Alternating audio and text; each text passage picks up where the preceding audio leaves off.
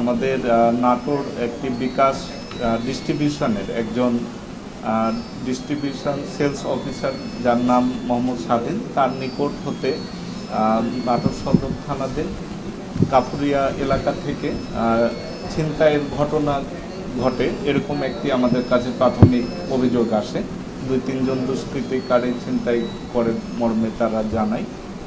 পরবর্তীতে এই বিষয়টি অত্যন্ত গুরুত্ব সহকারে নেওয়া হয়। আমাদের নাটোর সদর থানার চৌকস টিম এই ঘটনাস্থল পরিদর্শন করে সিসিটিভি ফুটেজ, অন্যান্য তথ্যপাত্র বিশ্লেষণ, আমাদের গোপন তথ্য, পাশাপাশি আমাদের যে জিজ্ঞাসাবাদ তাকে করা হয়। পরবর্তীতে জানা যায় যে এই ঘটনাটি ছিল একদম সাজানো একটি ঘটনা।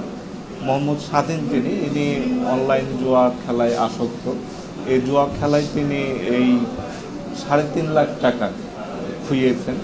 তো এই টাকাটি তিনি এখান থেকে আত্মসাৎ করার উদ্দেশ্যে এই ছিনতাই নাটকের ঘটনা ঘটায়, নাটকটি সাজাই। তো পরবর্তীতে আমরা জিজ্ঞাসাবাদে এবং অন্যান্য তথ্যপত্র বিশ্লেষণে আমরা তাকে জিজ্ঞাসাবাদের ফলে সে স্বীকার করেছে যে এই ঘটনায় সে নিজেই ঘটিয়েছে। এই ঘটনাটি ছিল সাজানো নাটক।